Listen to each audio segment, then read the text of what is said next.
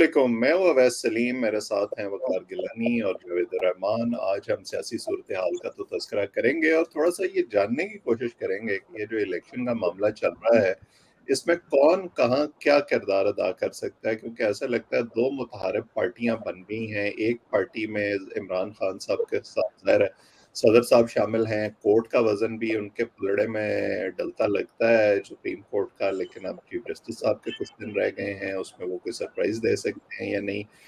और फिर उसके साथ साथ जो हमारी अमन अमान की सूरत हाल है, ये तालिबान का खतरा जो है चित्राल में बढ़ता जा रहा है, उस पर आज बात करना बड़ा ज़रूरी है।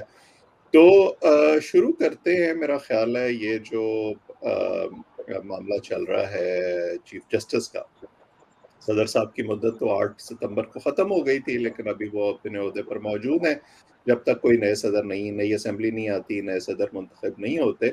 अब 16 तारीख को गिलानी साहब चीफ जस्टिस बंदयाल की भी मुद्दत ख़त्म हो रही है और जो है वो उनका आखिरी हफ्ता चल रहा है, उनकी अलविदाई तकरीब भी हो गई है। आप बड़े मुसर थे इस बात पे कि वो जाने से पहले जो है वो कोई सरप्राइज देंगे। आपको अभी भी लगता है कि ऐसा कोई सरप्राइज वो दे सकते हैं? देखिए, इतना बड़ा सरप्राइज तो उन्होंने दे दिया कि कोई सरप्राइज नहीं दिया।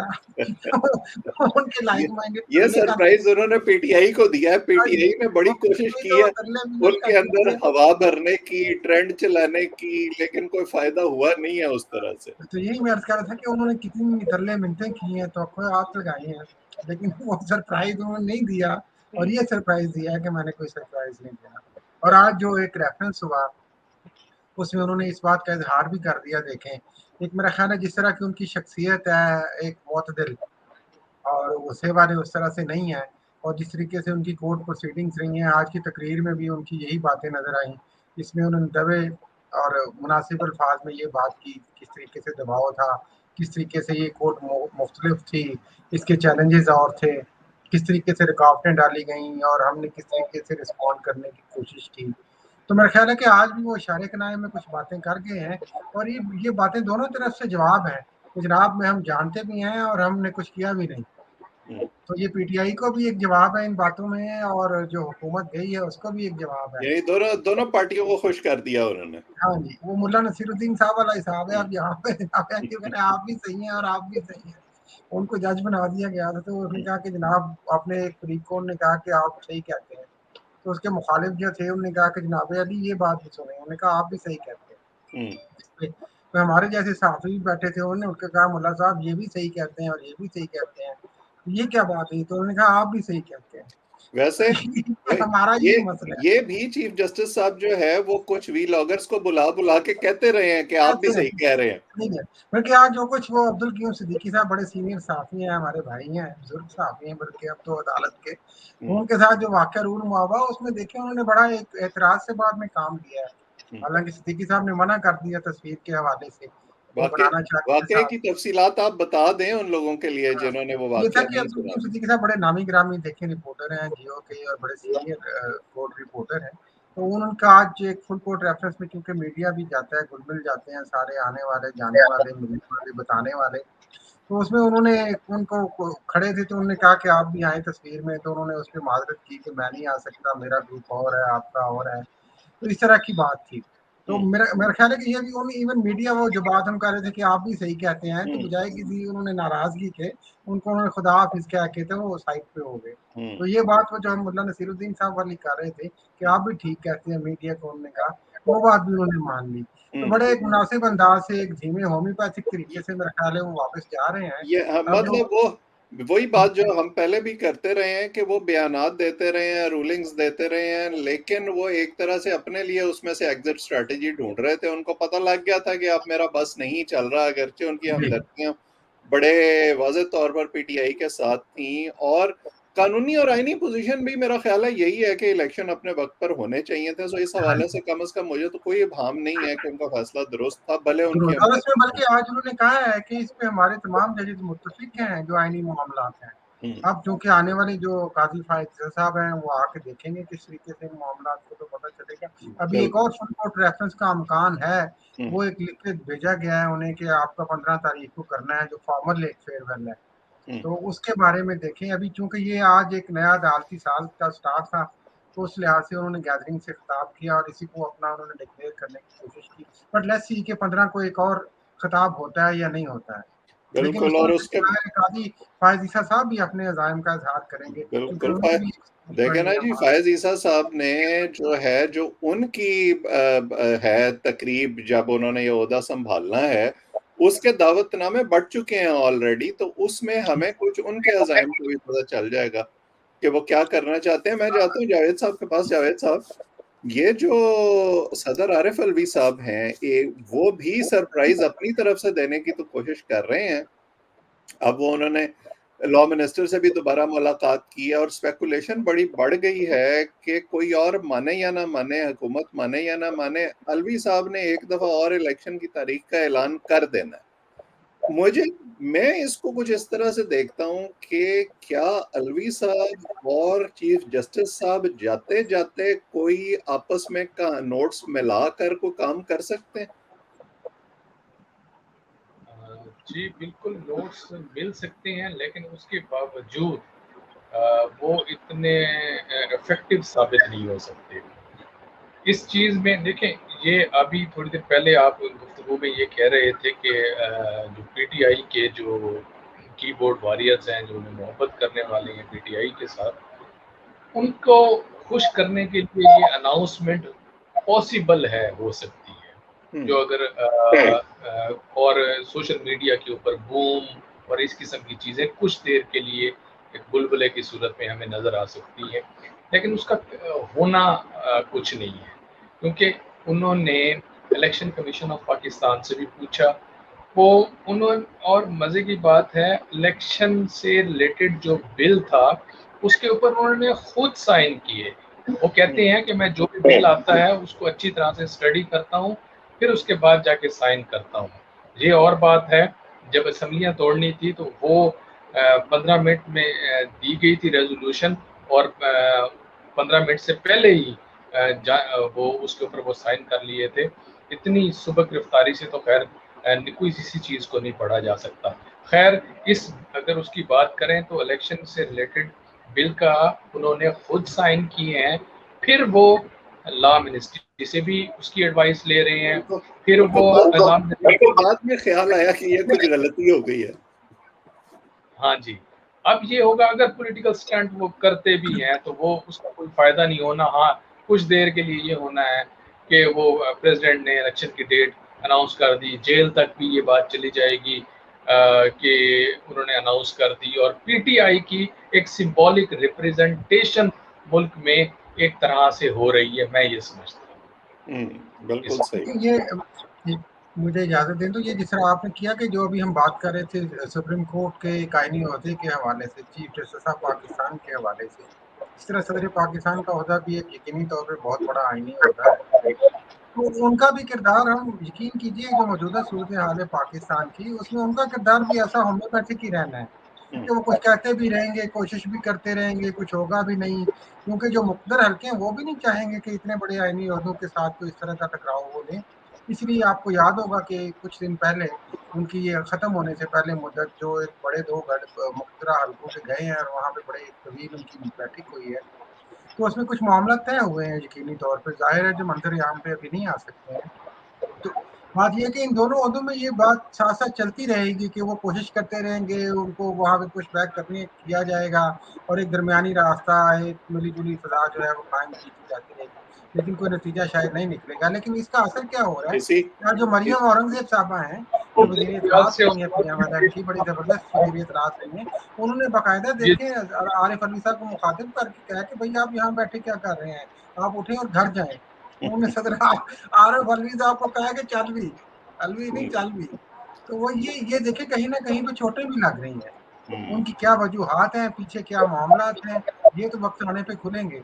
लेकिन जिस तरह आप उनसे पूछेंगे कि वो करते रहेंगे मेरा ख्याल कोशिश, से चाहे नतीजा अलविया ना साहब निकले। को स्टेशन का पता है कि कहाँ तक मैंने खेलना है, कहाँ तक नहीं खेलना। जहाँ तक उन्होंने खेलना था वो खेल चुके हैं।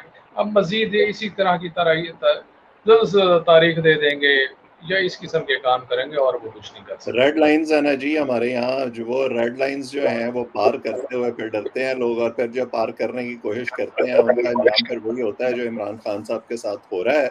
लेकिन अब मैं जरा जानना चाहता हूँ ये चित्राल वाले मामले की तरफ। चित्राल में बड़े दिन से ये मामला जो है वो चल रहा है कि तालिबान जो हैं वो वहाँ टेक ओवर कर रहे हैं, मकामी आबादी को थ्रेटन कर रहे हैं, वहाँ पे मुजाहरे भी हो रहे हैं। हम इस हवाले से गुफ्तगू तो करते हैं, लेकिन गिलानी साहब अगर आप थोड़ा सा इसका एक्सप्लेन करें कि ये मामला आखिर है क्या और ये क्यों एकदम जो है हमारे सामने इस तरह से आया।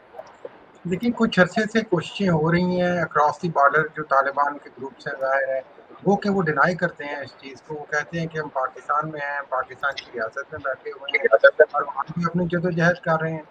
लेकिन कुछ इंटरवेंशंस होती हैं या क्रॉस बॉर्डर कह लें, इन्फिल्ट्रेशन हो गई। उस सिलसिले में आपको याद होगा कि यहाँ पे भी, केपी में और जगहों पे भी कोशिश हुई थी। अब रिसेंटली सबसे पहले ये जो लोग बताते हैं, तालिबान ने इस चीज़ का क्लेम किया था कि चित्राल में उन्होंने कुछ पेशकदमी की है और वहाँ पे उनकी कोशिश है कि कुछ मामलात को वो अपने अंदाज में बेहतर कर सकें अपने लिए।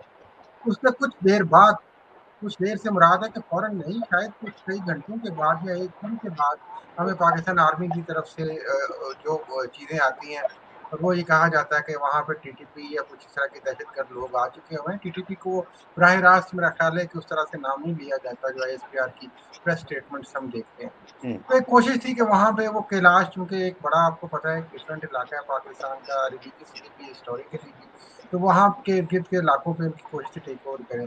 इस ज़िम्न में वहाँ पे शदीद झड़पें भी हुई हैं और उन झड़पों में हमारे भी सिपाही शहीद हुए हैं पाकिस्तान के, और तालिबान वालों के भी जो साथी हैं वो भी मारे गए हैं। उनका क्लेम है, दोनों तरफ का ये क्लेम है। फिर उसके बाद वहाँ पे अगले दिन 3 जो मार्टर शेल्स मारे गए हैं। फिर एक जगह पे ये लड़ाई दोबारा होती रही है जिसकी कल स्टेटमेंट आई है, जिसमें आईएसपीआर ने ये दावा किया कि 7 दहशतगर्द जो हैं वो एक इस तरह के ग्रुप के मारे गए हैं। तो मेरा ख्याल है कि ये पेचीदगी चल रही है मुख्तलिफ जगहों पे। आज भी पेशावर में जो हमला हुआ है एक एफसी की गाड़ी के पास, उसका सबसे पहले उन्होंने क्लेम कर लिया हुआ था। फिर उसके बाद ये आहिस्ता आहिस्ता अनफोल्ड हुई था और अब एसपीआर ने ये क्लेम किया है कि इसमें 3 जो है वो जख्मी हुए हैं सिविलियंस और एक सिपाही शहीद हुए हैं एफसी के। तो ये मामला देखिए, वो रियासत कोशिश भी कर रही है, लेकिन अभी तक सवाल भी रहता है कि रियासत खुल के भी नहीं सामने आती है। रियासत सिर्फ एक काउंटर फोर्स के तौर पे काम कर रही है। तो इसमें मेरा जावेद ख्याल है साहब जावेद साहब भी इस मामले में, इनने, मैं चाहूंगा कि वो भी ये थोड़ा सा कुछ कहना अपना। चाह रहे हैं जावेद साहब? देखें, ये जो मामला है ना चित्राल वाला, इसको इस तरह से समझने की ज़रूरत है। ये अब जो आए थे तकरीबन 2000-3000 के करीब लोग थे। ये है बमरोड का एरिया। ये अगर आपको यहाँ से देखें अफ़गानिस्तान से, तो वहाँ लगता है नूरिस्तान उनका, और यहाँ से हमारा लगता है चित्राल। ये चित्राल का सबसे ऊंचा टॉप वाला माउंटेनियस किस्म का बड़ा हिली किस्म का ट्रेन है, जहाँ इवन के चित्राल के लोग, जो अर्बन लोग हैं, वो भी वहाँ नहीं जा सकते इतना। और वहाँ की बहुत कम तादाद है, शेफर्ड कुछ रहते हैं, इस किस्म के लोग रहते हैं। ये 1 महीने में दूसरी अटेम्प्ट है जो हो रही है। पहले वो जो लोग आए थे 29 या 30 के करीब लोग थे। अगर आपको याद हो, परवेज मुशर्रफ के दौर में ये जो इलाका है, उस वक्त भी यहाँ से हम एक अटेम्प्ट हुई थी। वो एक अलग कहानी है, कभी डिस्कस करेंगे। अब ये लोग जो थे, ये वहाँ 3 प्रोविंसेस जो हैं आपके, खोस्त हो गया, पक्तिका हो गया, कुन्नड़ हो गया। 2014 का जब का ऑपरेशन हुआ था, ये लोग भाग के वहाँ चले गए थे पार, उसके बॉर्डर के पार। फिर उनको अफगानिस्तान के जो तालिबान है, उन्होंने कहा कि हमें पाकिस्तान से प्रेशर आ रहा है कि ये इन लोगों को वापस धकेलें पीछे की तरफ, ये हमारी तरफ आ जाते हैं, अजीब सा मामला करते हैं। लेटर भी लिखे गए हैं उनको, लेकिन उन्होंने इग्नोर किया है। अब उनकी फैमिलियां 2014 से अब 2023 हो गई है, वहाँ सेटल्ड हो गए हैं, वो यहाँ से इधर नहीं उस तरह से वो अब चाहते हैं। अब ये आए थे, ये मिलिटेंट्स थे, ये मिलिटेंट्स थे, और इन बड़ी प्लान मूव के तहत इन्होंने सिंबॉलिक 6 सितंबर का दिन चुना था। डिफेंस डे होता है वो हमारा, उस दिन को चुनते हुए यहाँ आए। 3 दिन इन फाइटिंग रही बड़ी जबरदस्त किस्म की। पहले जो थे पाकिस्तान के जो चित्राल के स्काउट्स हैं, वो उनके साथ लड़े हैं, बड़ा जबरदस्त किस्म के बहुत ब्रेवली उन्होंने मुकाबला किया, ऊपर तक जाना बहुत मुश्किल है वैसा। फिर उसके बाद हम पाकिस्तान आर्मी भी आ गई, उन्होंने भी ज़बरदस्त उनका मुकाबला किया। अब उसमें जो समझने वाली जो एक और बात है वो ये है कि उसके बाद एक अमन मार्च का ऐलान किया गया कि हम अमन मार्च करेंगे, होना चाहिए। अब तो वो भाग गए। फिर अब्रप्टली ये हुआ कि वो अमन मार्च डिस्प्रेस हो गया, वो कहीं नजर नहीं आया, और उसके बारे में बड़े शकूक व शुबहात अभी भी पाए जाते हैं कि सो फार वो चले गए हैं। अभी भी वहाँ बर्फ का कुछ जगह ऐसी है जहाँ बर्फ है, आगे बर्फ आ जाती है, फिर तो खैर नामुमकिन हो जाता, आ ही नहीं सकते। अब इस चीज को देखते हुए ये समझना चाहिए, तो चित्राल का जो एरिया है और जो केपीके का एरिया है, अगर उसको पैमाइश की जाए तो वो एरिया चित्राल का बाकी केपीके के इलाके से 3/4 इतना बड़ा एरिया है, और वो हमेशा के लिए एक थ्रेट है। 18 पॉइंट्स हैं वैसा, जहां से ये लोग आ सकते हैं। 2670 किलोमीटर की हमारी अफगान इनके साथ जो ट्रेन लगती है, ये जो इलाका है इसके अंदर बहुत ज्यादा खतरा रहता है। ये खतरा अभी तो टल गया है, यहाँ बहुत ज्यादा सर्विलेंस की जरूरत है, आगे भी इस किस्म के मसाइल हो सकते हैं।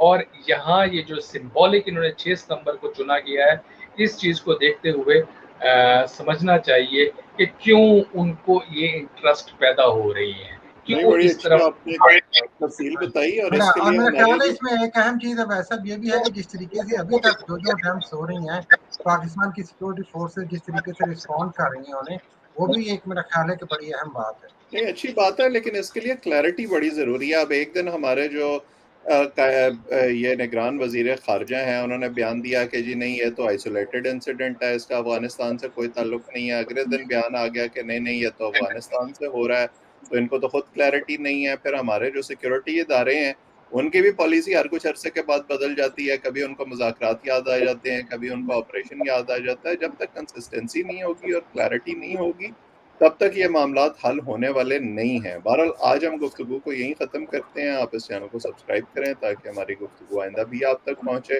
कमेंट सेक्शन में अपनी राय से भी ज़रूर आगाह किया करें। मेरे दोनों दोस्तों का और जो लोग हमें देख रहे हैं, सबका बहुत बहुत शुक्रिया।